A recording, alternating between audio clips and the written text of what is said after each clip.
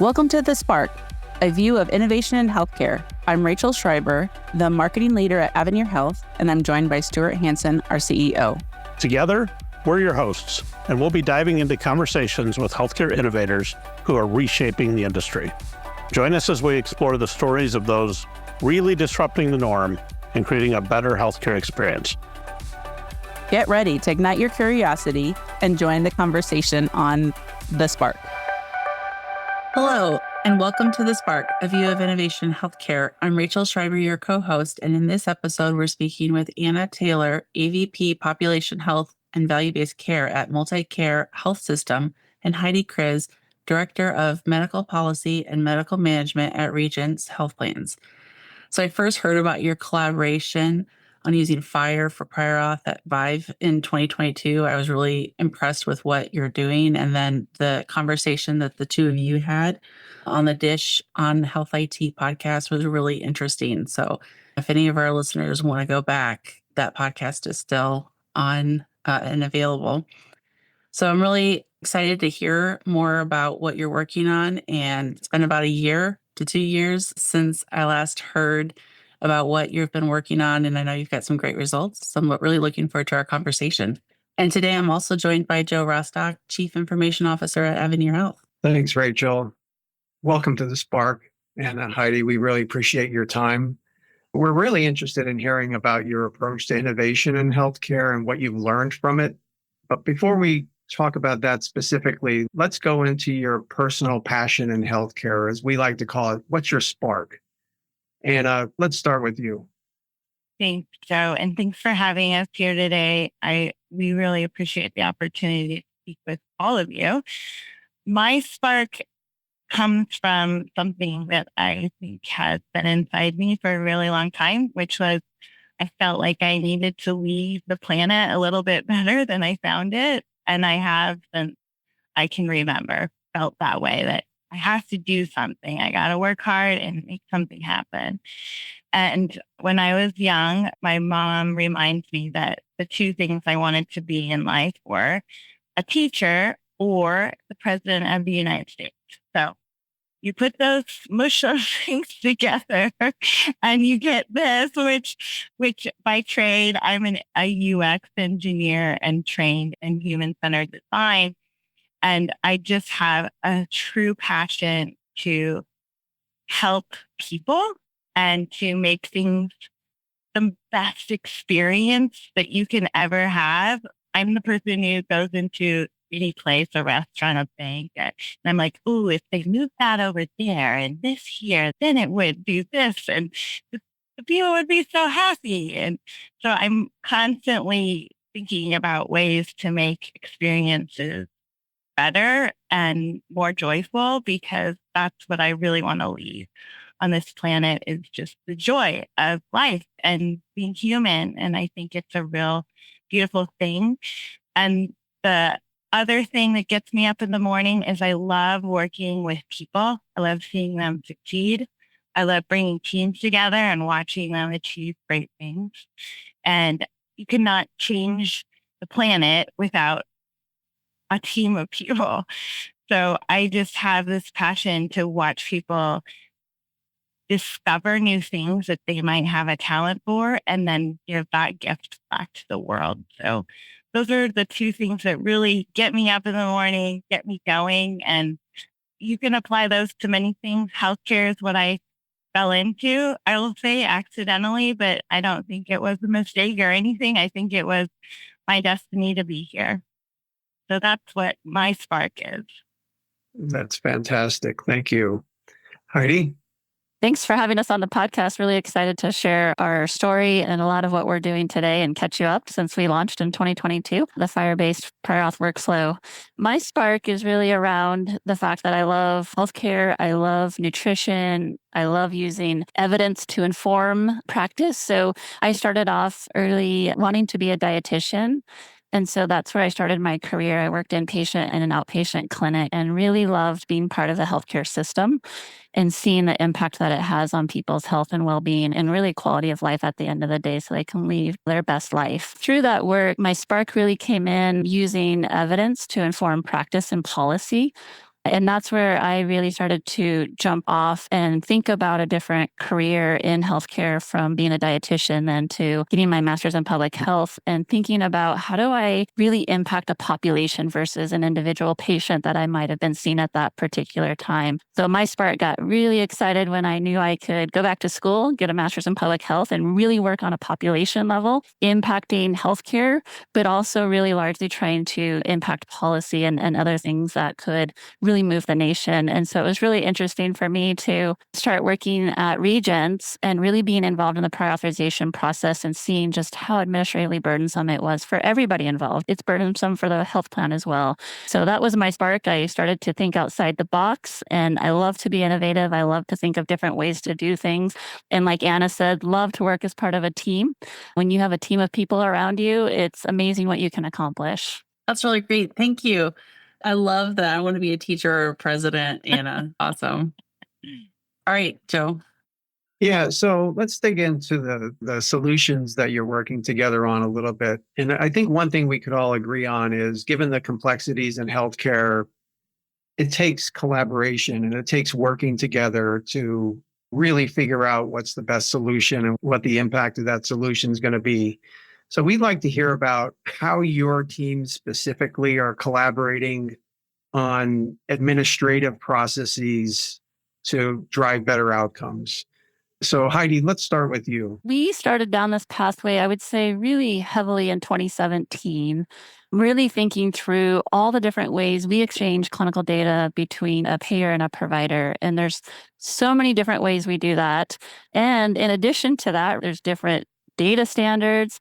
We make the providers go out to different portals for different reasons and leave their native workflow. And so for us, we could see the administrative burden that some of the processes were having on our providers, but also we have to intake that data in different formats and from different places as well. So it sits on both sides of the fence of just a lot of opportunity to make change in this space.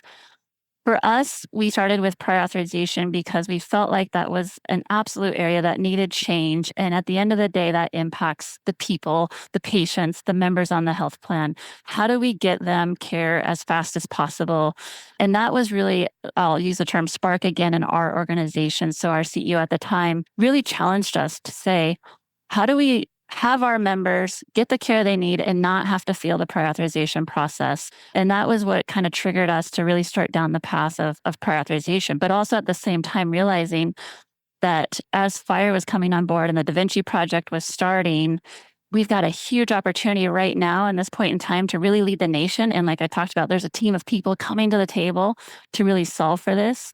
And it's much bigger than just prior authorization, but that's where we had chosen really to start. We have a couple of use cases. I'll let Anna maybe speak to the other use cases that we have as well using FHIR. But for us, we could see that if we could really meet the provider where they're at in their native workflow and have that direct connection, we can really start to automate the process and really build off of that foundation and then use FHIR for other use cases. Because at the end of the day, it takes the payer and the provider coming to the table together and collaborating. If one of us comes and the other one does, we don't move the needle at all. And I'm going to turn it over to you to maybe talk about a couple of the other use cases. That'd be awesome.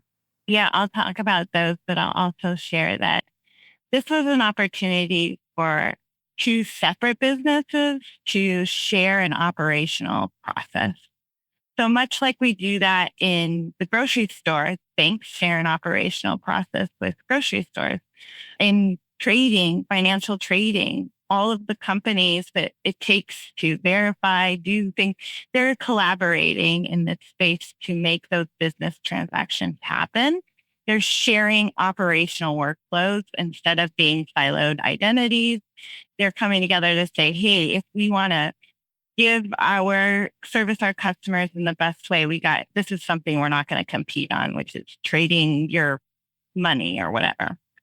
So one of the most important things in healthcare that we don't do a lot of is that we don't collaborate. We are a walled garden sometimes when it comes to where our data is stored and how it works. And this was a business problem when it comes to providers taking on financial risk. in order to do that, we have to collaborate with more parties than we have before, because care just happened inside your garden. Now care is happening out in the community. And it takes a village to maintain an individual's health. So it's really a shift in mindset to think about sharing operational processes with all the stakeholders in the healthcare ecosystem. And those other use cases we're putting into place are also quality measures exchange. So in order to trade our data to tell our health plans that we're closing care gaps and making sure people get their mammograms and their colonoscopy screenings, we have to tell them through data. And that data is usually exchanged in flat files of many different flavors and kinds. And so we work together with Regence to figure out how we would exchange that using the same technical infrastructure that we did with prior authorization. And again, that came back very fruitful for us. And so we are really excited about continuing to put those use cases in place and also scale those use cases in what we call a networked FHIR modality. That's great. So, Anna, I'd like to stick with you on this next question. So the work you're doing is transformational. I think you can see that in the results that you're achieving. Many times these kinds of changes within organizations are competing with other priorities in the business. Looking within your company, like specifically, how were you able to make the shift to make this a priority and over and above everything else that's happening in the business, get their attention, everyone's attention and the support you needed to do it? Great question, because it's something I actually don't get asked that very much. So thank you. I think that it's an important one because the first thing we did was I've worked for MultiCare a long time. So I have friends who I would call and be like, hey, what do you think about this? You think I could do this? Kind of that team I'm talking about of people who want to learn with you and also see if we can enhance the business and really care about our success as an enterprise too. So the first thing that happened was we identified this business problem that trading data in population health is really hard and it's not sustainable. And if we're going to do this and succeed in it, we got to get better at trading data. So first there was a business problem. Then we said, hey, these partners, Regence wants to talk to us about trading data differently. And I'm like, yes, because I have a business problem for which I need to trade data in a different way. So we said yes. And then those colleagues that I said took that yes thing too, said, yeah, I think this could work. And that work turned into a small pilot to say, let's try to solve this business problem in this small way. It cost me about $15,000 to try this pilot out. And that particular pilot was around quality measure exchange. So one quality measure, which was 30 days post-discharge med reconciliation. And we exchanged that using a FHIR payload to give that data on a more frequent basis to Regence so that they knew what our gaps in care were on a more frequent basis too, which enabled us to know who we're calling, not duplicating resources. And then as a part of being in a value-based care contract, you get reimbursed for closing those gaps in the model. So overall, that whole piece of technology and implementation gave us about $17,000 back in financial reconciliation when it came to that value-based contract. And so 15,000, 17, I'm already paying for the development. That development can be used again year over year. And we submitted that to our company's best practice system, which is called the President's Award, and won the award. And because of that attention, it was enabled to get funded through other partnerships that we had and other payers who are interested in exploring trading data in this way. So because we had some enterprise buy-in that, hey, you did all that without touching the provider workflow and bothering us? I'm like, yeah, it's data trading. Yes, we did. Can you do that with other things?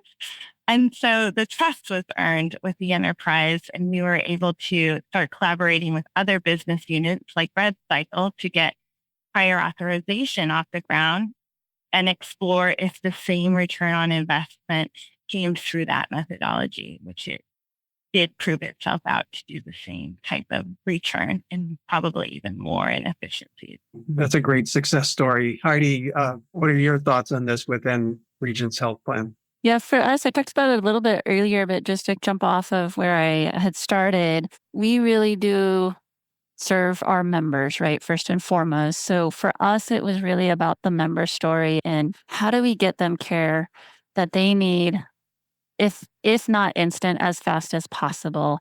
And so that was really where everything started for us. And that was really the value for Regence, was really focused on the member. But by the way, right, it's administratively burdensome for the health plan and the provider. So it's just a win for everybody when we started down this pathway of prior authorization. I think through the prior authorization work, what was really exciting is, right, you can use these FHIR APIs for many different use cases, not just prior authorization. But what it allowed us to do is really from a leadership level, from the very top down, influence the organization to say, this is truly transformational. This is going to make the process better for everybody. And by the way, we can start to do this with other use cases, just as Anna was saying, that impact the health plan and ultimately the operations, but most importantly, the member. And so I think prior authorization was really our jumping off point for the most part. And then we were able to do a few of these other use cases with Anna and a few other organizations too, and really start to move the needle, as Anna said, with our leadership to say there's value in this.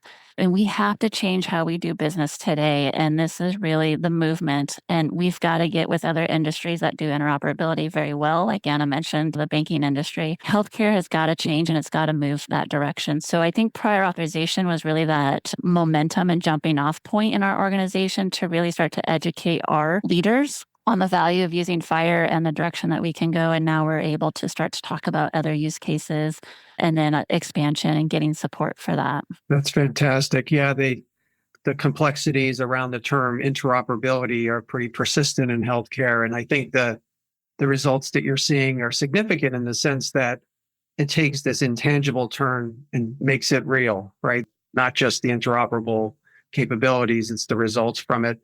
What other use cases based on this ability that you've created, what other use cases are you thinking about that are based on FHIR, that are based on the results you've seen? What's like a natural evolution of the work that you've started to dig into next to, as I've heard you refer to it, replumb the backbone of healthcare? Like what other use cases are you thinking about? Well, I can start with that one. This is the electrical grid of the future. That's absolutely true for healthcare. As we think about the enhanced use of augmented intelligence, I'll call it augmented intelligence, not artificial, is that if we want to plug those things into workflows, we have to have interoperability. So as we've been proving out, let's trade quality data, some like basic ABCs of healthcare. Let's trade identity data so we can match patient records. Let's trade different use cases that are basic foundational provider data. You need these basic types of data exchange in order to calculate in healthcare. And our augmented intelligence is a calculator. And the reason why it's an amazing calculator is it can calculate immense amounts of data in times that humans can't. It absolutely enhances our human capabilities. And if we want to be able to give and feed those machines to help us understand different insights that we might not always see as humans and the way we compute information, we have to be able to get it there efficiently and effectively and securely. And as a part of the smaller use cases we've put into place, like exchanging lists of populations or registries, exchanging lists of quality data, exchanging prior auth. We're also looking into exchanging surveillance data. So we have chronic disease management, compliance that we have to report on. We might have to report on available beds. We might have to report on COVID, the next pandemic, which I hope not to live through.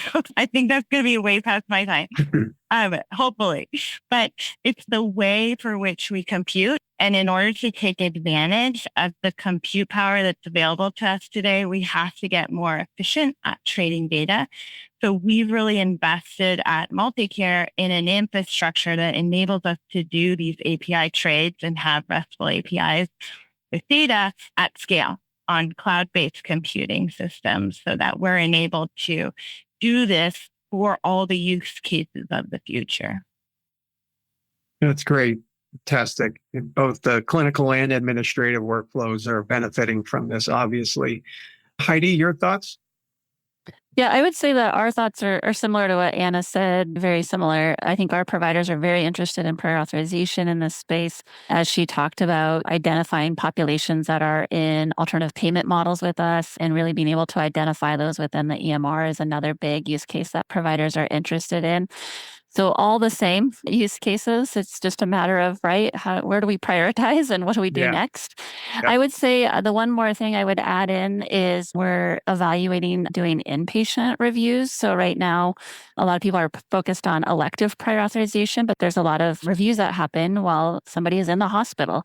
So how do we take advantage of these workflows and capabilities and now add in that workflow as well for patients that are in the hospital and really try to be more transparent upfront and collaborative in how we think about that hospital stay and ultimately what gets paid and not paid at the end of the day. That's great. Well, that's exciting for me. We would love that, Heidi. I know. I'm working on it. Thank you both. So as a wrap up, what key phrase do you use to describe the vision of what you're creating both at Regence and MultiCare? My key phrase, and I have it in my slide deck when I present, is the future is now with a big exclamation point afterwards. Yes.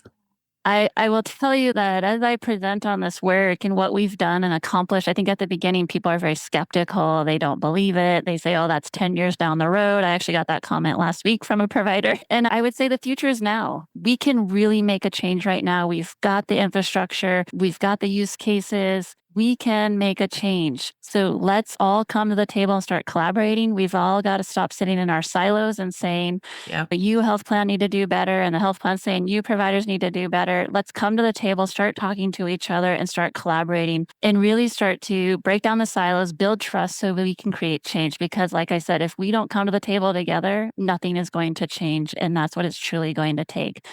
So for me, it's the future is now. Let's do it. We don't want to be the only payer in the Northwest doing this. We want other payers to come to the table and we want other providers to come to the table. So future is now. That is so inspiring because I was listening to you and thinking like, this is so important and it needs to catch fire. Well, that's a really funny joke that I just made, but on accident. But it does because we can't continue to operate this way. It's not scalable, or we see it's not scalable, and it's really difficult and complicated, and it's impacting everybody negatively. So, Anna, what is key phrase for the vision of what you're creating? I would be remiss to say this isn't all for the patient. Like, this is all for you guys on this podcast, for my two small humans, for my parents, for the communities we live in. This is all to bring that joy to healthcare for everyone who has to be in it. And that is all of us. And so my catchphrase is be curious and be brave, because new things are going to come to healthcare all the time. This is just one more new thing. And instead of being fearful of something that's new, ask questions. See what it is. Be curious about what it could do for healthcare. Could it bring more joy? Could it make it better? And maybe it can't. Okay, well, you've explored it, you learned something. And I know that's something Heidi and I share is a passion to learn new things and understand new things as all the time we spent together. And the other part is to be brave, because we all have braveness in us. And sometimes it does take risks to try new things. And with my team, exploring and giving that permission to fail and fail fast is really important. And I think same for the collaboration we have with Regence is we had to learn how to fail fast. Okay, that's not working. Let's try it this way. All right, this is working.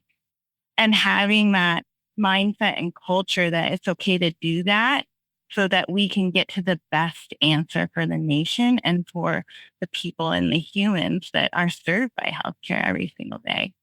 So be curious, be brave out there. You can do this. Be curious, be brave. That's really great. So I admire the work that Heidi and Anna that you're doing and the collaborative approach, because I know that you could have maybe tried to figure out this on my own but working together, you've clearly come into a way that's going to work better for healthcare. So I really admire that. And healthcare definitely needs more leaders like you, and keep the work up, and let's hope this catches on fire. Pun intended. Pun intended. Pun intended. So if our listeners would like to keep up with your thought leadership, you can follow Anna Taylor and Heidi Kriz on LinkedIn. You can find them easily on that platform. And thank you for joining us today, and continue that transformational work in healthcare. Thank you for having us. Yeah, thank you for having us and helping us spread the word and the passion. It's important. Thank you. Thank you for tuning in to another enlightening episode of The Spark. We trust our discussions have sparked new and fresh perspectives on healthcare innovation and encouraged you to find ways to reinvent the healthcare experience.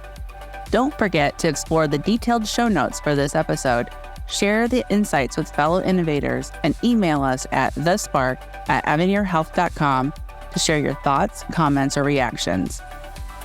Your engagement fuels the flame of innovation, and we look forward to continuing this transformative dialogue with you. Until next time, keep the spark alive.